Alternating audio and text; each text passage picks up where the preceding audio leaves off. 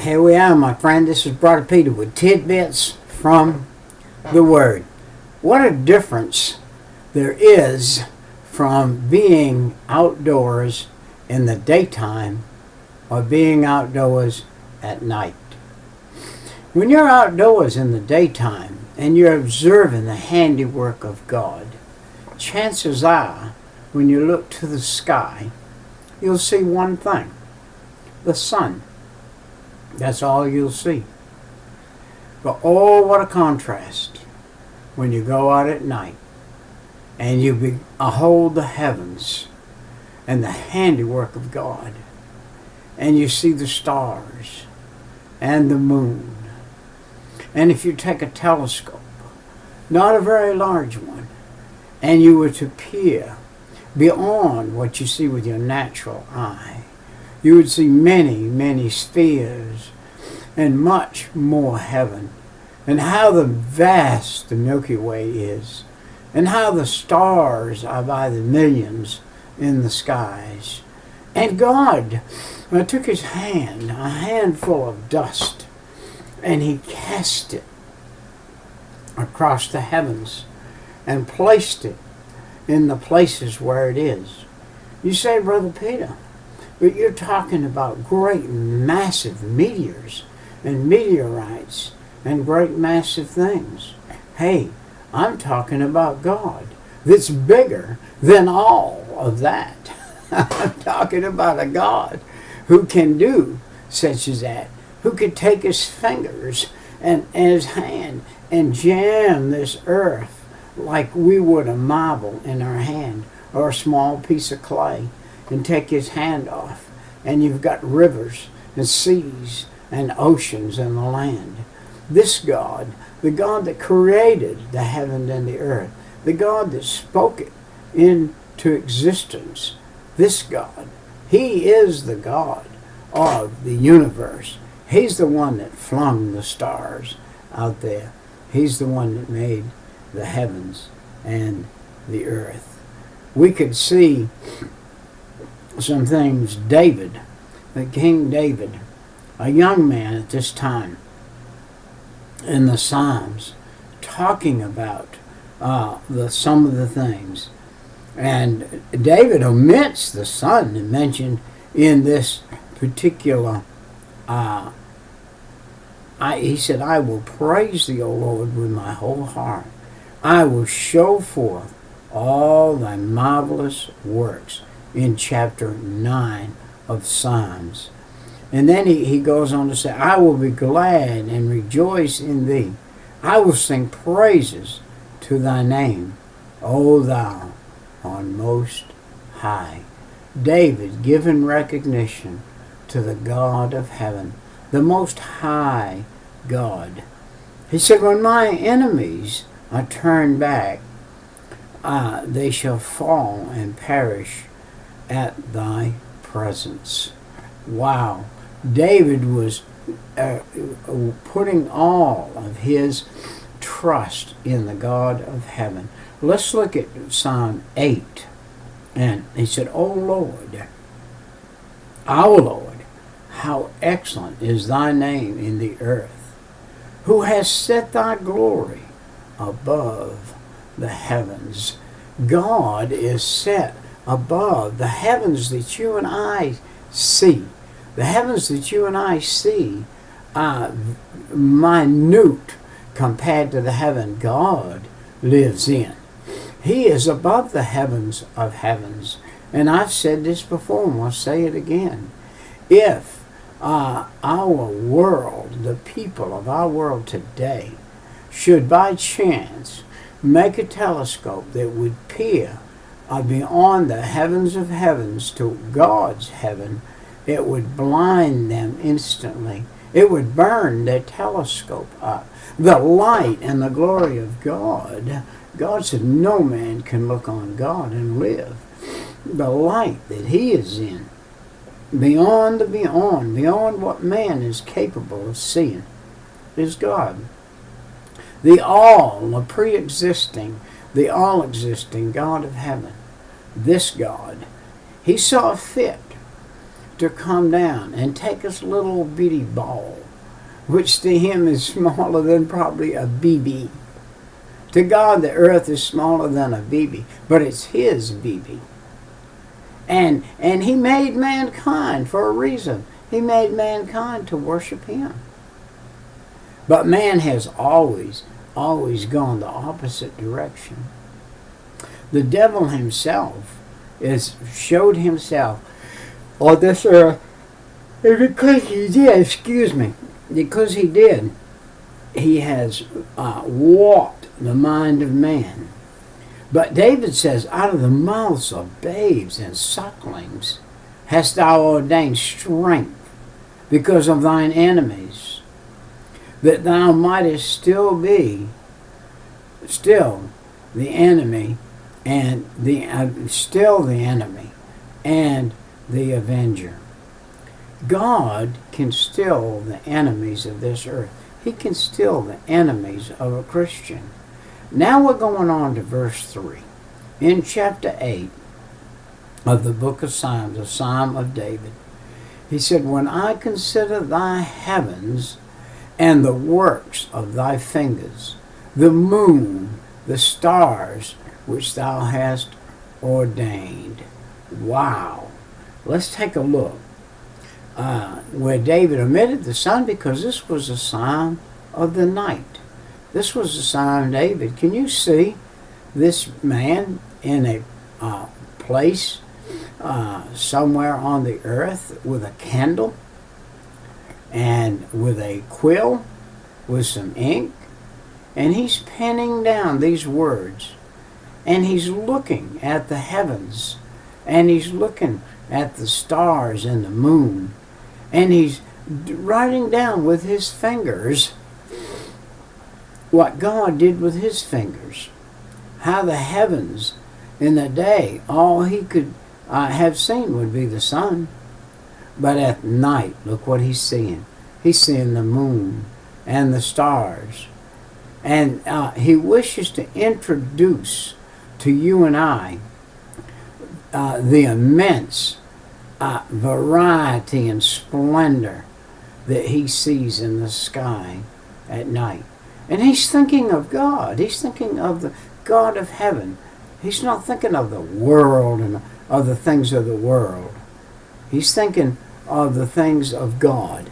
Let's flick over to chapter 19 for a second. And look what David says here.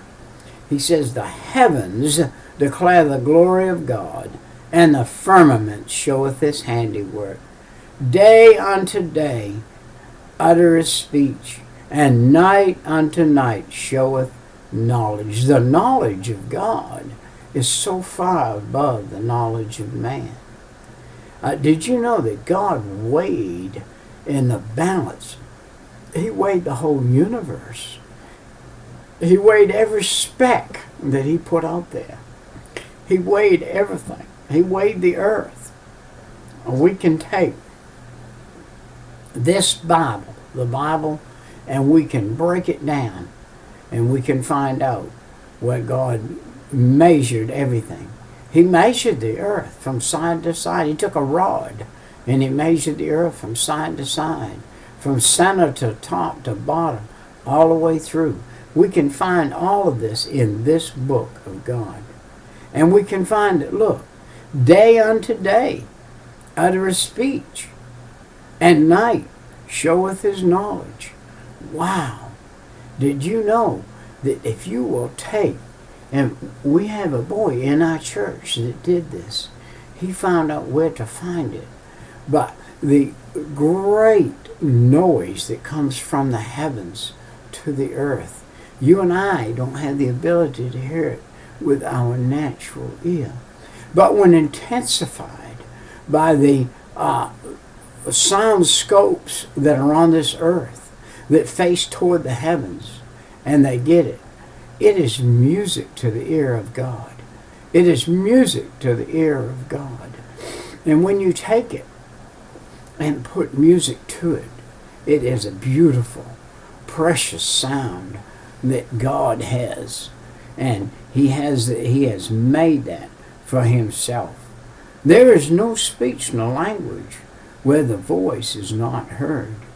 There is line gone out through all of the earth, and their words to the end of the world. In them hath he set a tabernacle for the sun. Hey, God placed the sun exactly where he placed it. Had he not, this earth would either froze to death or would have burned out. God has everything scientifically set, and he spoke it there and put it there because he is the infinite God. He is the God of all. Nothing just happened. If you think that the sun just happened to be exactly where it is set, and the earth just happened to be exactly where it is set, you have a problem with your mind. You have a problem with your thinking. You have what's called in the spiritual realm stinking thinking. Stinking thinking is to believe that any of this just happened, that mankind just happened, that there was some kind of big bang. And by the way, had there been just a big bang, God would have had to have been the one that made the stuff that big banged, but he didn't. God spoke it into existence.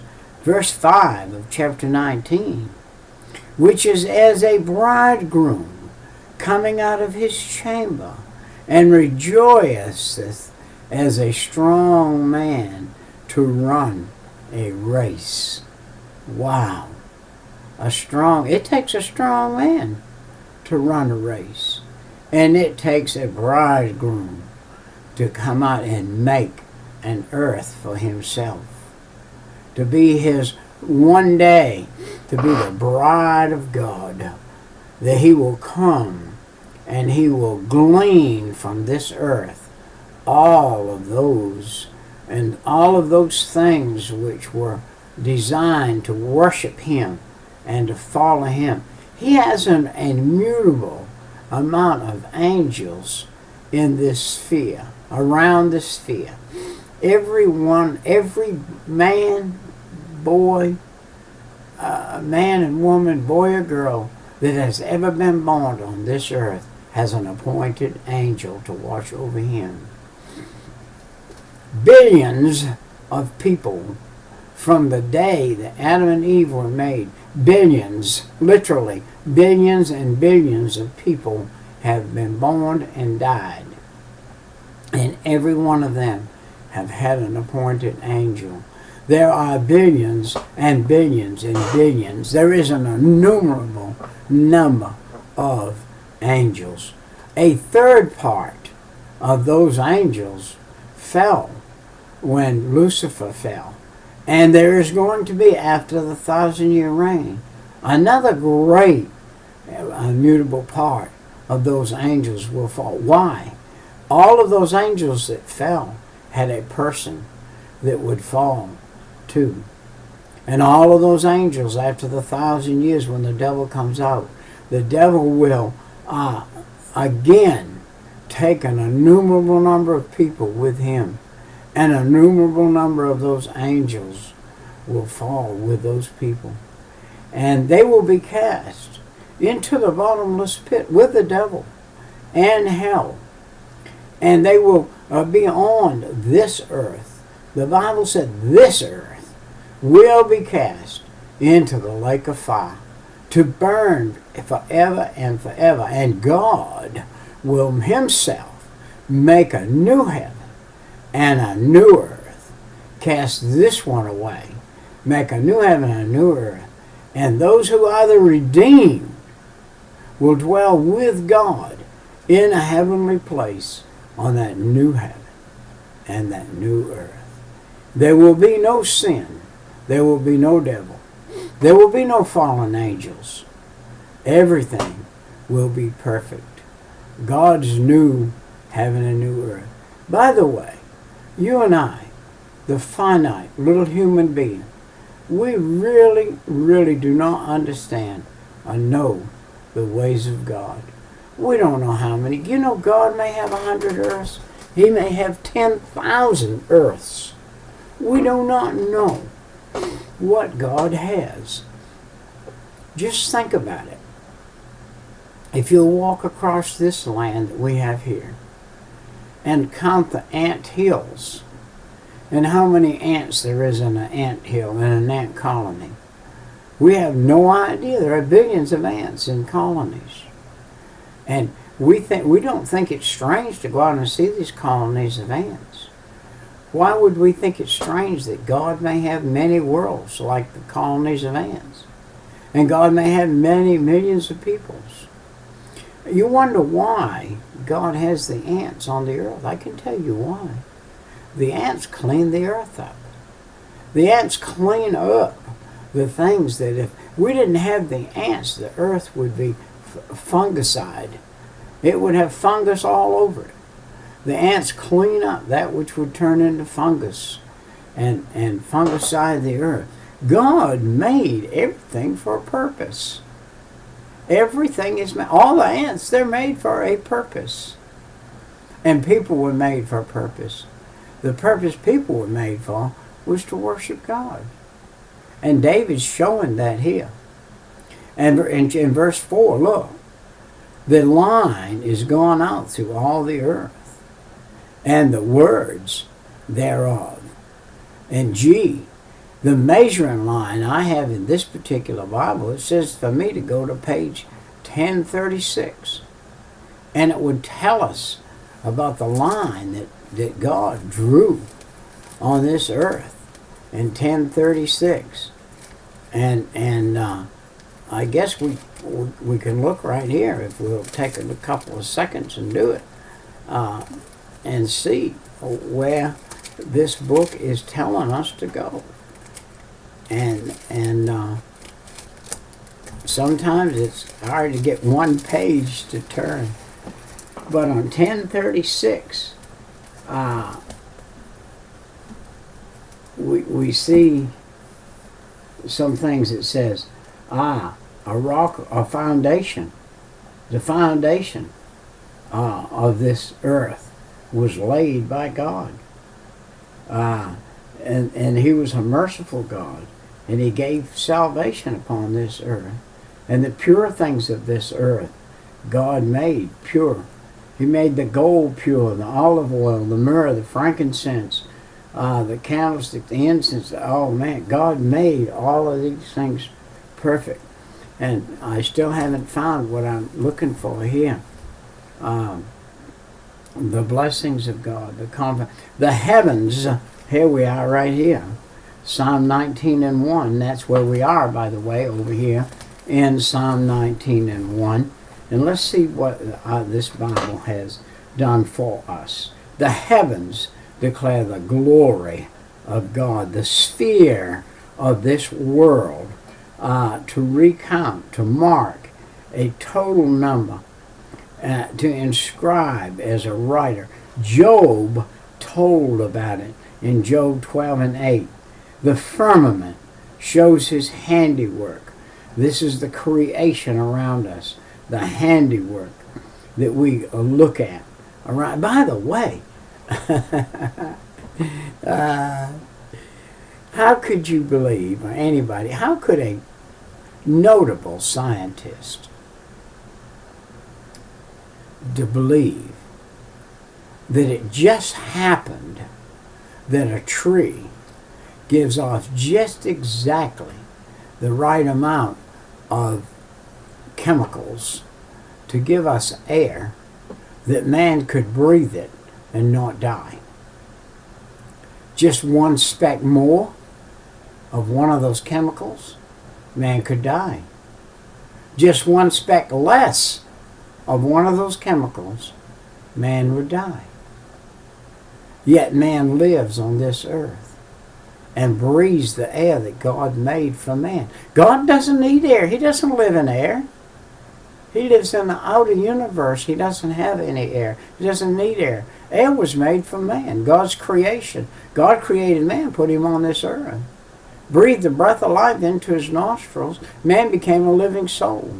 And everything that's on this earth was designed to relate to man. Food was put on this earth for man and mankind and animals. God doesn't need food. He doesn't eat. He doesn't need any food or anything. It was all made for man. Everything on this earth was made for man. Man was made for the earth, and the earth was made for man. One. This is just one of God's little bitty creations that God created. The firmament shows his handiwork. Night and knowledge and shows that. The heavens are numbered out, the glory of God, the increase, the infinite work of the Creator. The firmament manifests his handiwork, certifies his existence. If days continually pour forth teaching, nights declare the knowledge of God. Days and nights, rain and snow, summer, winter, spring, and fall. You think all that just happened? Do you think the seasons on this earth was something that just happened? They're all necessary. If you did not have the seasons, this earth would self-destruct. It takes all of the seasons to bring the sap down out of the trees for the winter time. And the sap comes down and the leaves come off the trees. And they need that dormant period. That's a rest period, just like you and I going to sleep for the night, waking up in the morning. The trees have to have a rest period.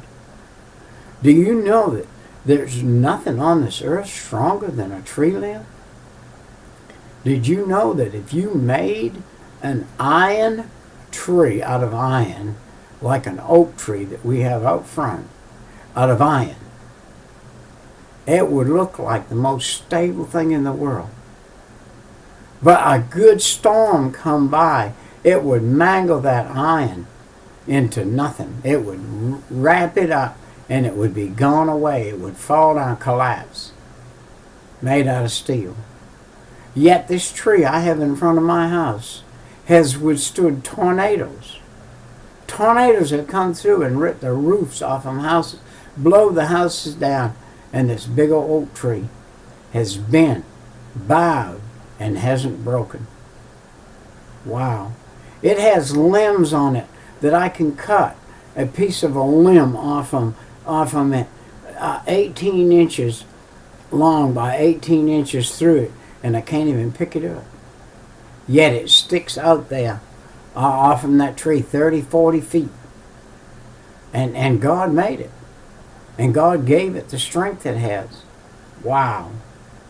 And this is it. Wow. His going forth is from the end of the heaven, and his circuit under the ends of it.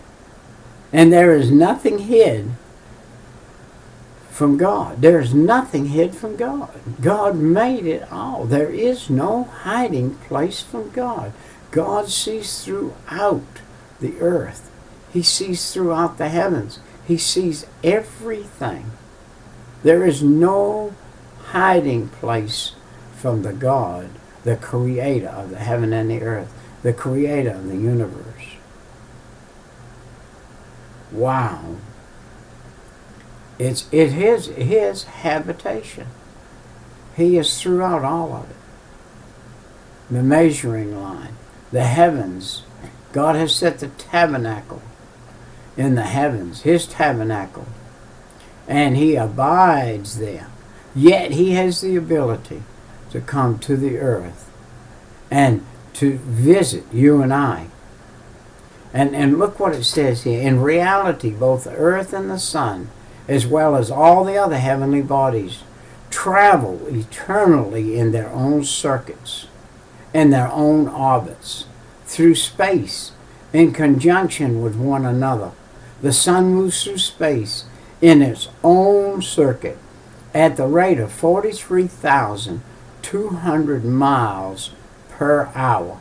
Its own planet revolve around it as they all travel through space. How long it takes to make a complete circuit through the entire heavens is not known to man. Not known to man, but it is known to God. Oh, men have calculated and guessed at it, but only God knows the whole thing. They declare God's glory, that the sun does not clash with the moon. The moon does not clash with the sun. The earth does not clash with either. They stay in their own circuit. Everything is in its own circuit where God placed it. There's no way possible it just happened. There has to be a creator, the creator God, to declare his glory. They show his handiwork. They utter speech. They show knowledge. Their message are universal. They give life to the earth. The surface temperature of the sun is about 1,200,000 Fahrenheit and about 40 million Fahrenheit at the center. No life could exist on the sun. That's why God made the earth for life and the sun to keep that life warm and humid and from dying out. If it wasn't for the sun, we would have no clouds. If it wasn't for the clouds, we would have no rain. If it wasn't for the rain, the earth would self-dry up, and that'd be the end of it. So all of this stuff works together and is the handiwork of the law of God. In the Holy Scripture, the law of the Lord and the law of the earth and the testimonies that he's given are that everything works. The testimony of God is seen by man on an everyday basis. Is felt by man. The warmth of the sun, the cool of the winter, the freshness of rain, what rain does, how the Lord commanded it, how the Lord commanded the seasons. He said the seasons are necessary for the earth. If we did not have the seasons, the earth would die. So it's very important. God made everything perfect. He made everything sure. He made everything right. He made everything pure. He made it clean. He made it eternal. He made it true, altogether righteous. He made the things for you and I that he made for us sweeter than honey to us, that we could exist on this earth. And he also made it to where the soul of man could be converted to live eternally with himself, with God, eternally, forever in the heavens. Man can live eternally. How does he do that? He realizes he's a sinner, that the devil polluted this earth. The devil made Adam commit the first sin, and every man since then has been born in sin. So if you just ask Jesus, forgive you, say, God, I am a sinner. Forgive me of my sin, come into my heart, and save my soul, that I could live eternally with you forever. When this body goes to the grave, that this soul would come and live with you forever, eternally, in the heavens of heavens, and he'll do that. He will give you eternal life in the heavens with him. Well, our time is about come and gone. If you want to live in glory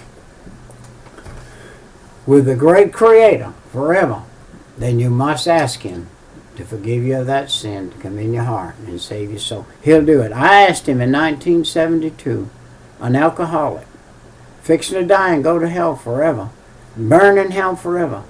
But God turned my direction around just by that little statement of saying, Lord, I am a sinner. 3 o'clock in the morning, November 5th, 1972, I confessed that Jesus Christ was the Lord of Lords, King of Kings, and He came in my heart and saved my soul, and now I live with Him.